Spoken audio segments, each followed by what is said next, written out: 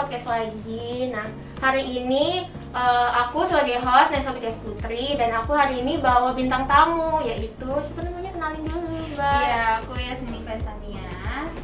Memang udah berapa kali pernah podcast di sini juga dan aku juga udah sering ya tandem sama dia gitu. Nah, sebelum kita ngobrol lebih lanjut, buka dulu kali maskernya ya, karena kita semua udah menaati protokol kesehatan. Benar banget. Iya, jadi kita mau ngebahas apa sih Min hari ini? Iya, jadi hari ini tuh kalau dari yang Nesa udah ngasih tau aku ya, kan dia udah ada ngubungin sebelumnya. Hari ini kita tuh bakal ngebahas tentang suku nih hari ini gitu.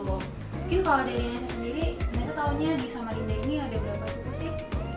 Kalau dari aku sih suku itu pasti banyak ya, maksudnya di satu daerah itu pasti ada suku yang baru datang atau turun-temurun. Nah, kalau aku taunya ya, kalau Kalimantan Timur, tapi ya ini Kalimantan Timur itu suku daerah itu suku aslinya itu suku Dayak. Nah, kemudian datanglah suku Kutai. Jadi suku Dayak, suku Kutai, Banjar, Jawa juga ada. Terus ya sih, kayaknya aku taunya 4 itu doang sih kalau di Kalimantan Timur ya, yang paling banyak untuk sekarang. Iya, Bugis. Nah, juga. Bugis ya 5. Iya, banyak sih sebenarnya kayak suku di Samarinda tuh kayak beragam aja. Iya, Nggak tahu beragam. kenapa kayak apa ya, setiap jalan tuh nggak tahu kenapa kayak beda, Iya. beda orang beda suku Bener, gitu. bener. Kayak baru kenal sama orang nih, sukunya udah beda gitu kan. Padahal tuh kayak bukan apa ya, nggak jauh banget sama dia gitu loh. Bener. Maksudnya kayak dia tinggal di Samarinda, tapi ternyata dia orang Jawa dan kalau misalnya pulang kampung ternyata Jawanya tuh jauh banget Iya, gitu kan. bener. Ada yang kayak gitu loh, kayak di Samarinda tuh kalau dari yang aku tahu ya, sukunya tuh beragam banget dan banyak banget gitu. Kalau Nesa sendiri dari suku mana? Kalau aku pribadi sih dari suku Kutai. Nah, tapi sebenarnya aku agak maksudnya bingung sih. Jadi sebenarnya kita ini nurun suku tuh dari mana gitu kan? Aku kan asli Samarinda. Jadi orang tuaku dari ibu itu Kutai, dari ayah itu Kutai Banjar. Jadi Kutai Banjar gitu ya, bukan pure Banjar doang. Tapi tetap Kutai Kuadrat. Iya, Iya kan? Iya, Kayak tetap anaknya dari- Kutai banget Iya. tadi. Anak Kutai banget Kutai gitu banget. kan. Kalau kamu Min apa? Iya, kalau dari aku ini aneh ya, kalau pembahasan suku tuh orang-orang suka denial gitu. Kalau misalnya Oh, iya. orang nanya, kamu suka apa? Aku bilang aku suku Berau. Orang nggak Emang ada percaya. suku benar? Tuh kan? Orang tuh kayak gitu. Orang tuh kayak gitu, kayak nanya, emang ada suku Berau? Ya, Ya ada. Ada. Yang maksudnya orang, aku tuh nggak tahu ya, setiap aku nanya sama keluarga aku itu suku apa, terus dia jawab, kita tuh orang Berau, udah kayak gitu. Enggak, Aku kita tuh- orang Berau. Iya, kayak enggak sukunya. Aku bilang kayak gitu, aku udah kayak Kan ngotot beda juga kan? Asal Iya. daerah sama suku kan beda ya? Iya, benar-benar. Terus aku tuh udah ngotot juga kan, karena orang-orang tuh kayak tiap orang nanya, kamu suku apa? Orang langsung kayak, emang ada yang kayak gitu loh. Udah dijudge duluan sama masyarakat gitu kan. Terus Nggak dijudge juga. Gua takut kan ya. Jadi pulang ke rumah nanya nih sama keluargaku, terus aku kayak, kita suku apa sih? Suku Berau. Suku, gue bilang gitu kan. Berau, kayak akhirnya kotak-kotakan gitu. Untung nggak dicoret dari kartu keluarga gitu kan. Terus iya, Emang berarti maksudnya bahasanya beda juga? aku nggak tahu ya. Kan ada yang mirip-mirip kan, maksudnya ada yang ternyata aku pakai bahasa Bugis, ternyata aku pakai bahasa Dayak. Nah, aku pakai bahasa Berau. Ada bahasa Berau. Kamu tahu Mandikai nggak? Nah, itu bahasa Beraunya semangka. Hah? Unjai itu bahasa Beraunya kucing. Hah? Oh iya. Nah, aku nggak tahu apakah unjai ini di bahasa lain beda artinya atau mungkin di bahasa Siapa tahu yang lain ada Melayu juga. mungkin artinya juga sama gitu. Aku nggak tahu apakah itu tuh memang bahasa Berau atau itu mungkin apa ya, adaptasi dari bahasa lain. Iya, Ke Berau gitu kan, gitu. mungkin kayak sekarang kan bahasa tuh kayak gitu kan, luas banget kan. Nah, kalau aku pribadi sih, aku ngerasanya oh itu bahasa Berau, tapi aku tidak pernah mencari dan explore sih, kayak keluar gitu kan aku dengerin oh unjai itu kucing juga di sini gitu ya. Nggak pernah gitu, Nggak nyari tahu juga iya, gitu. nggak pernah nyari tahu gitu. Jadi aku nggak benar-benar tahu apakah itu memang bahasa Berau atau bukan. Tapi kalau misalnya orang nanya kamu suka apa, aku selalu jawab aku sukunya Berau gitu. Soalnya orang tuamu dua-duanya atau gimana? Iya, orang tua aku dua-duanya dari Berau gitu. Memang orang Berau asli banget. Asli Berau banget, banget ya, anak- kalau ini kan anak paman, anak Berau Kutai gitu. banget. Ini anak Berau Iya, banget. Berau banget gitu kan. Gitu Iya. sih. kalau Berau tuh mungkin banyak orang yang kayak ngira oh itu daerah gitu kan. Iya, emang daerah juga kan. Ya itu emang daerah, cuman kayak orang nggak ngira itu tuh bakal bisa jadi suku dan lain sebagainya gitu. Kalau misalnya Kutai sendiri gimana? Apakah pernah juga kayak ngalamin kayak aku gitu, kayak stigma itu tuh apa gitu ya gitu, pernah nggak sih? Kalau Kutai ya, nah ini nih serunya nih ini gitu. Kita boleh lah ya ngebahas Kutai ini lebih dalam gitu. Iya. Nah, jadi ternyata Kutai itu tuh udah lama banget, dan Kutai itu kan kerajaan paling tua juga di Indonesia ya. Tapi maksudnya bukan di Kalimantan Timur tempatnya gitu. Iya ada, tapi maksudnya dia itu enggak dari awal mula pertama kali banget di Kalimantan Timur tuh enggak. Nah, itu kan dari situ aja udah menarik. Oh, ternyata Kutai ini kerajaan paling tertua di Indonesia gitu. Iya. Nah, Aku kira kerajaan tertua Majapahit. emang nggak tahu ya. Iya. Nanti Kita seru nanti kita bakal cari tahu, terus kalau misalnya Iya. kita udah tahu, kita bakal tulis di sini ya. Nanti kita tampilin di sini. Nah, terus dari situ aja kan udah menarik gitu kan. Jadi aku nih waktu itu sempat nyari-nyari gitu. Sebenarnya Kutai ini nih apa? Apakah itu emang kerajaan? Atau apakah itu terus jadi daerah? Atau itu emang dari kerajaan jadi suku gitu kan? Daerah sama suku kan beda kan tadi aku bilang kayak gitu. Nah itu tuh menarik sih menurutku. Jadi otomatis sejarahnya juga banyak. Pengetahuan yang masih berhubungan sampai saat ini tuh juga banyak itu tentang suku Kutai atau kerajaan Kutai lah. Iya. Gitu. Kamu pernah dengar nggak sih maksudnya sejarah Iya. apa gitu kayak? Iya, jadi aku banyak sih dengar. Kalau kamu Pang? Aku Gampang.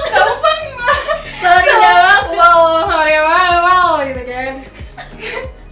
Kalau aku sendiri, ya pertama aku emang nggak terlalu interest soal suku-sukuan.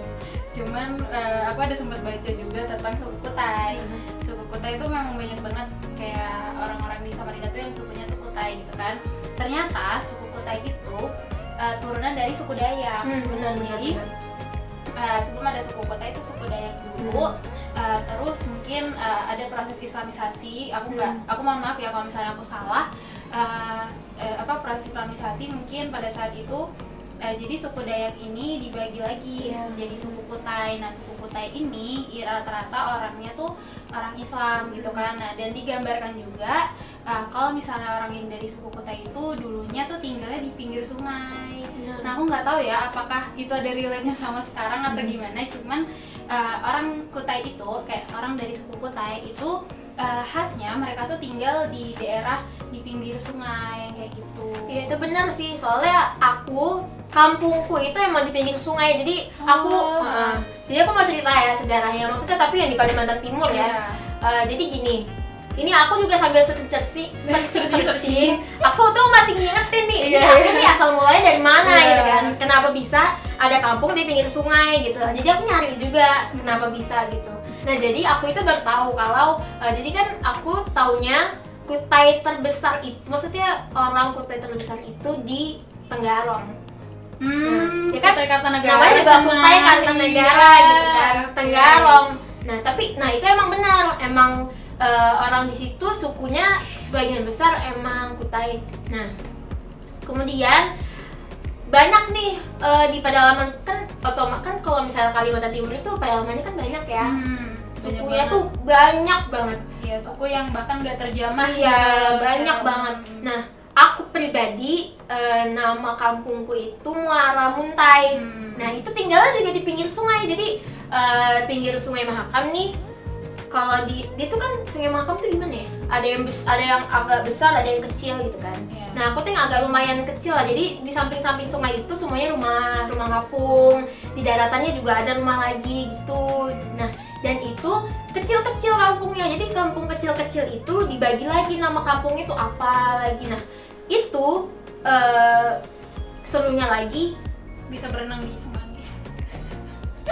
tapi ada yang keren. Aku bisa lihat pesut kalau pagi-pagi. Oh iya? Iya. Riba. Kalau ke sana aku pasti lihat pesut dulu sih waktu masih kecil. Sekarang masih pernah sih. Cuman nggak sebanyak dulu pas kecil kali ya. Kalau dulu waktu kecil tiap bulan aku kesana, tiap pagi aku kesana selalu ada itu si pesut-pesut itu berenang di sungai. Dan itu posisi sungainya Apakah Pasti udah sampai- coklat? Enggak, apakah udah coklat Oh. atau Udah coklat lah. waktu kecil itu? Iyalah. Waktu SD, SMP gitu-gitu. Kupikir apa ya, karena memang dari sungainya udah kotor makanya mereka sekarang nggak terlalu kelihatan lagi. Kok mungkin terpengaruh juga sama kapal-kapal yang lewat ya. Mungkin Ah. kalau dulu kan namanya kita berapa tahun yang silam Iya, gitu, iya, jadi benar. lebih dikit lah si kapal-kapal Aktivitas itu. kapal ini ya. Si tongkang-tongkang gede-gede itu. Hmm. Terus kan takutnya sama itu. Iya. Lucu banget. Iya. Ini ada 2, 3 tuh loncat-loncat. Iya. Lucu. Nah, terus sampai mana tadi? Nah, kemudian tuh ada lagi muara-muaranya tuh banyak, kutainya tuh banyak. Aduh, kutai lama, ada muara Kaman, ada muara apa nih? Ada muara Pahu, ada long ini, long itu. Oh, mungkin karena banyak. mereka di pinggir sungai jadi sebutan daerahnya muara gitu ya. Nah, bisa jadi Oh. muara Muntai, muara Kaman, muara ini itu. Tapi Nes, kan kamu, aku nanya nih, kan kamu sering kayak pulang kampung ke Muara Muntai kan? Hmm. Itu tahu nggak sih kayak Muntai itu sendiri ada nggak sih artinya? Tahu? Oh iya bener juga. Dulu pernah nanya kayak kenapa nama muara nih, kenapa nih Namanya tuh Muntai. nyebrang sungai aja Hmm. tuh beda namanya. Ada yang namanya Melintang. Hmm. Nanti sebelahnya lagi ada yang namanya muara ini kayak gitu. Nah aku sempet nanya kenapa namanya muara Muntai, kenapa yang itu namanya Melintang, kenapa yang itu muara ini. Pernah sih dijelasin tapi aku lupa deh. Kenapa ya? Jadi Oke, itu seru. Kita Iya. skip dulu ya. Skip aja ya. Tentang Muara Iya, Muntai. keren sih tapi. Kalau terus kalau di sana kan namanya kampung, bahasanya tuh beragam kan. Hmm. Nah, fun fact juga ini ternyata Kutai itu bahasanya nggak cuma satu. Jadi Kutai itu Nggak ada bahasa kan, kalau misalnya memang orang Banjar ya udah bahasa Banjar, atau misalnya orang Bugis mungkin bahasanya ya udah Iya, apa bahasa Bugis. Ternyata Kutai banyak bahasa itu gimana maksudnya? Iya. Apakah mereka ada Melayu atau Nah benar, jadi ada kan bahasa Kutai itu sebenarnya datangnya dari Dayak dan Melayu, ya kan, Dayak dan Melayu jadilah bahasa Kutai. Nah tapi beda lagi, ada Kutai Dayak, ada Kutai Bugis, ada Kutai Melayu, ada Kutai Banjar. Nah itu sebenarnya aku kurang bisa bedain sih, tapi yang paling kerasa itu Kutai Dayak sama Kutai Melayu. Kutai Melayu. Nah, setahu ini kalau salah di Iya. anu aja ya, dikoreksi aja. Kalau Kutai Dayak itu ngomongnya kalau nggak salah kalau ngomong enggak itu pakai he. Jadi kalau misalnya ngomong enggak ada jadi ngomongnya he dah. Nah, lucu kan? ya gimana ya maksudnya? Kamu makan nggak? He. Terus jawabnya he gitu. kan he gitu kan aku mau nanya nih, kamu udah makan? He gitu gimana? Ya aku bingung. Nah, itu dia aku nggak tahu ya. Kalau Kutai Melayu ngomongnya gini, nggak ada itu endi dah. Di Ada yang endi, ada yang ende. Ada endi sama ende. iya, beragam Beda. banget. Nah, tiap daerah tuh juga beda. Ada yang pakai endi, ada yang pakai ende, ada yang pakai he. Itu beda. Tapi alhamdulillah kita nggak belajar bahasa Kutai di SD atau di Iya. SMP. Luar biasa kayak ada he, Iya. terus tuh ada endi, ende juga. Ende, ende. Ende, oke orang Korea ya, ende gitu. Iya. Sudah orang ada bahasa Korea begitu. Oh mungkin kayak Kutai Korea mungkin nanti ada gitu suatu saat nanti, nggak ada yang tahu kan. Dan ntar lagi jadi ibu kota negara, iya kan. Berevolusi baru Iya. Kutainya ke Kutai Korea. Korea gitu kan, wadaw. Ini mohon maaf ya, bukan maksud untuk melecehkan atau apa. Wah, aku takut ya, nanti udah siap-siap kayak gini. Nah itu sih beragamnya tuh itu gitu. Oke, Nes, aku tuh bukan bukan orang Kutai, tapi itu dulu aku beberapa kali kayak waktu kecil suka ke Tenggarong. Nah, dulu aku nggak paham kayak adat-adat di sana, yang aku Iya. tahu paling cuma musim warna, Iya. ya gitu doang. Itu pun cuma ke museum doang. Kalau aku nggak berani nyebrang ke Pulau Kumala, takut tenggelam katanya. Oh iya. Iya. Kan tapi kan sekarang udah ada jembatannya kan ya? Iya, cuman dulu kan masih kayak naik ke ting-ting.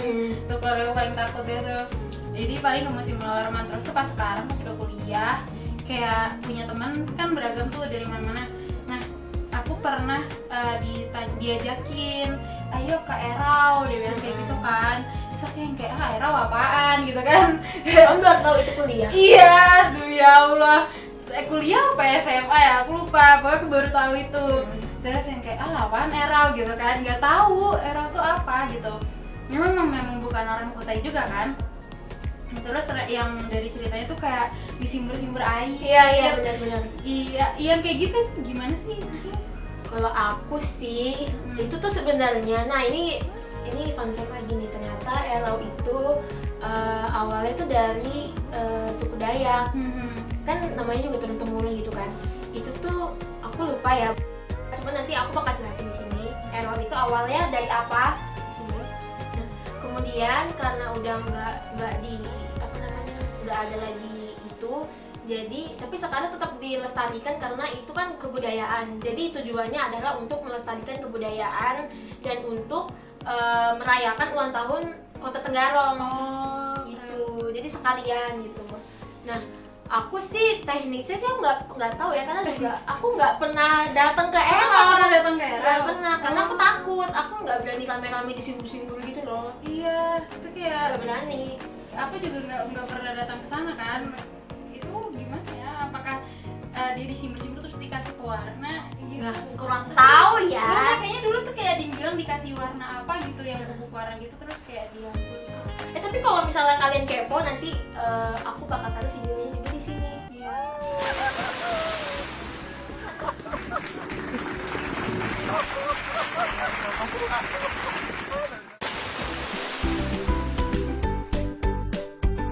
Terus karena aku nggak pernah datang ke Erau, aku taunya itu doang. Tujuannya tuh buat melestarikan budaya dan apa namanya, ulang tahun Kota Tenggarong. Tapi aku baru aja searching. Searching. Ternyata Festival Erau ini masuk ke dalam Calendar of Events Pariwisata Nasional. Iya kan, makanya tuh rame banget. Kayak ternyata apa skalanya nasional. Iya, gitu. benar. Yang acara kayak gitu luar biasa banget. Karena kan yang namanya melestarikan budaya tuh zaman sekarang kan udah jarang ya. Benar. Nah, ketemulah di Kalimantan Timur, di Tenggarong, orang ngerayain semuanya, penduduk di sana semuanya ngerayain, jadilah itu event besar. Nah, terus kenapa itu jadi rame? Karena namanya juga daerah udah lama, pasti kan ada simpang siurnya kayak gitu. Ada yang fun fact.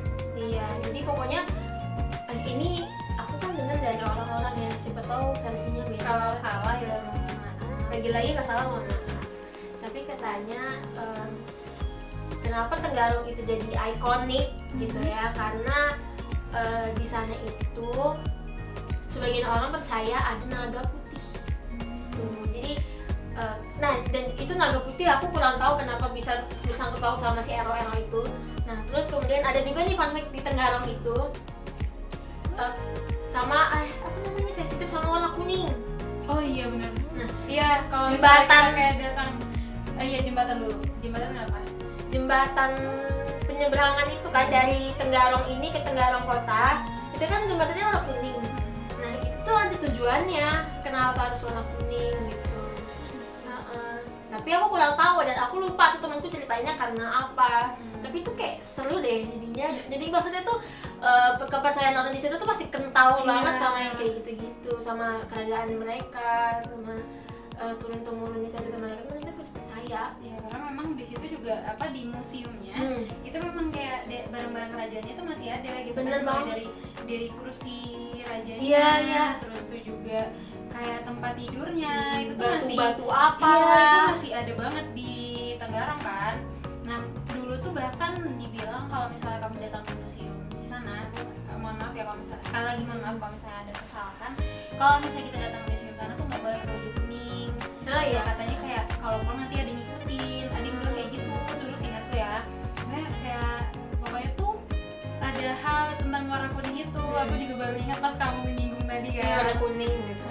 Terus yang naga putih itu juga katanya yang Erau tuh buat ini nggak sih, buat ke naga putihnya juga.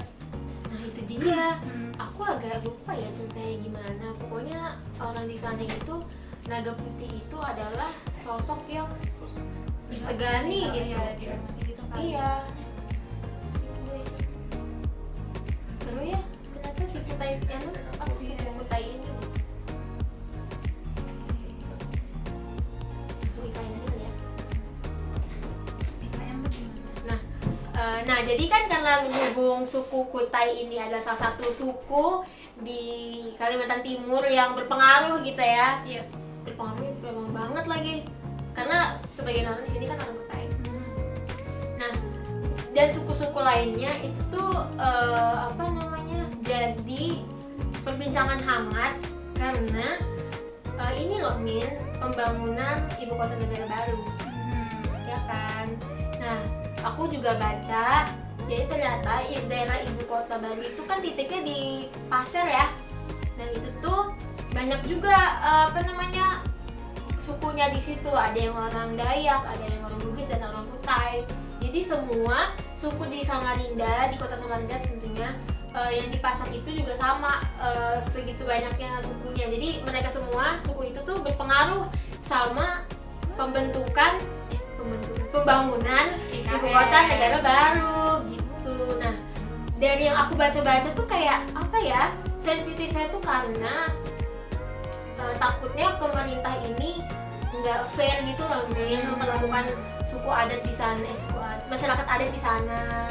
Kamu pernah baca nggak sih gitu-gitu? Iya, aku juga pernah searching. Ternyata tuh kayak dari apa ya namanya, dari Kesultanan Kukarnya itu sendiri yang ngerasa kebudayaan mereka tuh kan kental, kayak kebudayaan dari Kukar tuh masih kebudayaan Kutai itu masih kental banget. Nah, mereka tuh ngerasa kayak lumayan takut aja gitu kalau misalnya kayak ada pendatang baru, meskipun sebenarnya dari artikel yang aku baca itu juga mereka tuh nggak masalah hidup dengan keberagaman, dibilang kayak gitu. Cuman mungkin ada adat-adat atau ada batasan-batasan yang dari pemilik suku ini takut justru orang-orang itu melanggar dan sebagainya. Apalagi kan kalau ibu kota negara secara otomatis tuh dari kota besar gitu kan, misalnya dari kota-kota besar yang mungkin udah nggak adat able kali ya, sebutannya adat able, pola pikirnya mungkin mereka udah yang kayak nggak terlalu mementingkan adat yang Maksudnya udah modern lah, udah modern.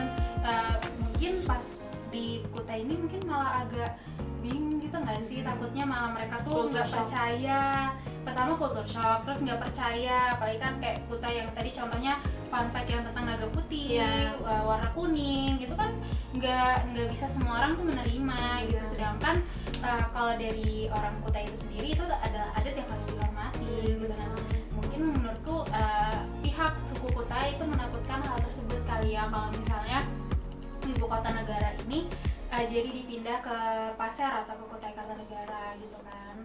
Jadi kalau lokasi pastinya di Pasir atau Kutai Kartanegara sih? Nah, aku tuh juga pernah baca gitu kalau ketakutan masyarakat adat itu ada di nilai-nilai sukunya dia gitu loh. Jadi pembangunannya tuh harus harus berisikan adatnya dia gitu kan. Berisikan nilai-nilai adatnya gitu. Iya, ini aku kutip dari prokal.co ya. Ada judulnya tuh wajib junjung kearifan lokal, disandingkan harus beronamnya 3 suku di Kaltim. Apa aja sih? Oke, ternyata yang harus salah satu wilayah IKN itu kan salah satunya tuh PPU. Nah, mengutamakan motif dan simbol Pasir katanya. Kalau misalnya dalam pembangunan rumah, pemerintahan, gedung, bahkan termasuk jalan itu harus mempertimbangkan motif dari suku Pasir gitu. Motif dan simbol Pasir, sorry. Terus ternyata keinginan itu berasal dari tokoh masyarakat adat Pasir yang berharap ornamen daerah Pasir itu nggak tergerus sama budaya modern yang akan dibawa ketika Pasir itu berubah menjadi ibu kota negara gitu. Jadi dipaparkan kalau misalnya IKN itu haruslah cita rasa Nusantara, katanya begitu, dengan bingkai Pancasila sebagai Bhinneka Tunggal Ika dan tidak meninggalkan kearifan lokal. Kan tadi kan dia bilang tidak meninggalkan budaya lokal ya. Iya, kearifan lokal. Nah, itu gimana sih maksudnya? Iya, menjadi Harus apa yang di dalam situ gitu? Budaya apa sih yang akan ditaruh di IKN ini?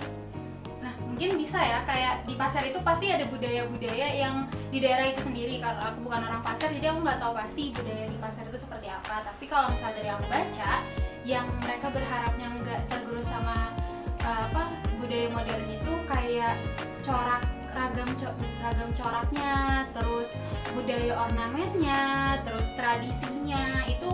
Tokoh-tokoh masyarakat yang ada di pasar itu berharap hal-hal kayak gitu nggak boleh ditinggalkan atau mungkin dibuang begitu saja ketika pasar ini berubah jadi ibu kota negara. Gitu sih dari yang aku baca. Kalau sekarang aku paham sih maksudnya Yasmin. Jadi walaupun kita ini, maksudnya apapun bentuknya, entah itu pendatang baru atau orang yang akan bekerja nanti, dan pembangunannya itu sendiri tetap harus menjunjung tinggi budaya yang ada gitu. Nah, ada peribahasa juga yang ngomong kalau di mana bumi dipijak, di situ langit dijunjung. Gitu. Nah, itu sih paling relate untuk pembangunan IKN ini. Dan untuk menjaga kelestarian budaya juga. Apalagi budayanya ada banyak ya. Benar banget, sayang banget kalau misalnya harus tergerus sama budaya-budaya modern yang dibawa untuk sebagai menjadi ibu kota. Walaupun jadi ibu kota, tetap nggak meninggalkan apa yang udah ada. Benar banget. Jadi aku ngerasanya gitu sih di pembahasan kita kali ini. Karena isu yang emang lagi terik sama suku itu ya ngomongan IKN ini gitu, makanya kita mau bahas ini. Benar. Jadi kita mau ngingatin untuk kita, apalagi orang Samarinda sekitarnya, orang Pasar dan sekitarnya, jangan Untuk tetap menjaga budaya kita, jangan sampai membuat itu tergerus oleh budaya modern yang nantinya akan datang ketika dijadikan ibu kota negara. bener banget. Oke. Karena kita udah selesai di penghujung podcast, jadi semoga pembahasan kita hari ini tetap bermanfaat buat kalian semua.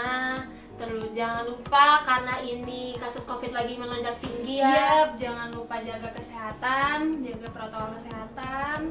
Cuci tangan, pakai masker, hindari kerumunan, dan jangan lupa vaksin. Benar, vaksin. Jangan lupa juga jangan sampai kemakan hoax. Ya, bener Pakai banget double lagi. masker, pakai double masker, wajib banget. Oke, Sampai jumpa di podcast selanjutnya. bye.